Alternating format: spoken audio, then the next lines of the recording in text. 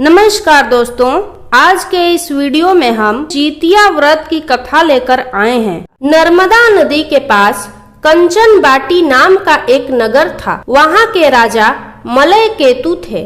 नदी के पश्चिम दिशा में मरुभूमि थी जिसे बालू हटा कहा जाता था। वहाँ विशाल पाकड़ का एक पेड़ था। उस पेड़ पर एक चील रहती थी। उसी पेड़ के नीचे खोखर था जिसमें सियारिन रहती थी। चील और सियारिन में गहरी मित्रता थी। एक बार दोनों ने मिलकर कुछ स्त्रियों को जिउतिया व्रत करते हुए देखा। तब उन्होंने जितिया का व्रत करने का संकल्प लिया।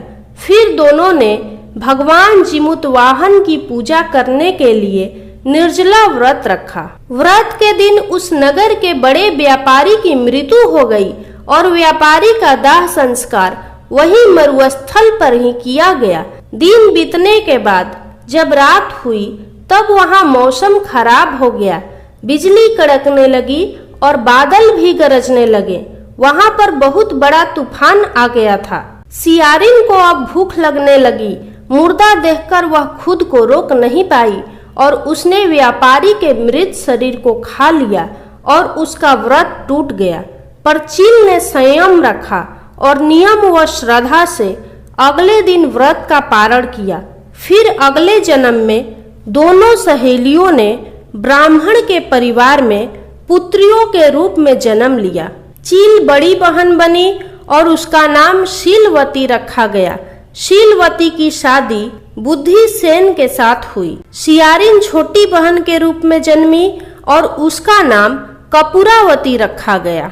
कपूरावती की शादी नगर के राजा मलय केतु से हुई। अब कपूरावती कंचन बाटी नगर की रानी बन गई।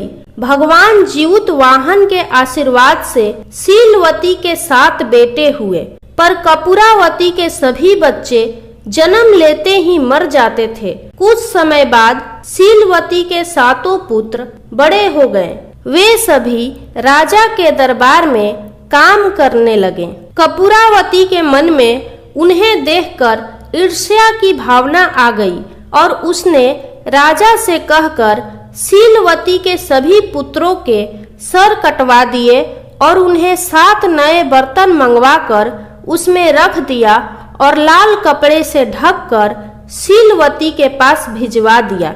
यह देखकर भगवान जिउतवाहन ने मिट्टी से 7 भाइयों के सर बनाए और सभी के सिर को उनके धड़ से जोड़कर उन पर अमृत छिड़क दिया, जिससे सभी में जान आ गई और शीलवती के 7 पुत्र जीवित हो गए और घर लौट आए। जो कटे हुए सिर रानी ने भेजे थे वे फल बन गए। दूसरी ओर रानी कपूरावती बुद्धिसेन के घर से पुत्रों के मृत्यु का समाचार सुनने के लिए व्याकुल थी। जब बहुत देर तक कोई समाचार नहीं आया तो कपूरावती स्वयं ही बड़ी बहन के घर चली गई। वहां सबको जीवित और खुश देखकर वह बेहोश हो गई। जब उसे होश आया तो उसने अपनी बहन को सारी बात बताई। अब उसे अपनी गलती पर पछतावा हो रहा था। भगवान जिउतवाहन की कृपा से शीलवती को पूर्व जन्म की बातें याद आ गई। वह कपूरावती को लेकर उसी पाकड़ के पेड़ के पास गई और उसे सारी बातें बताई। सारी बातें सुनकर कपूरावती बेहोश हो गई और मृत्यु को प्राप्त हुई। जब राजा को इसकी खबर मिली तो उन्होंने उसी जगह पर जाकर पाकड़ के पेड़ के नीचे कपूरावती का दाह संस्कार कर दिया। इस प्रकार जितिया व्रत की कथा संपन्न हुई।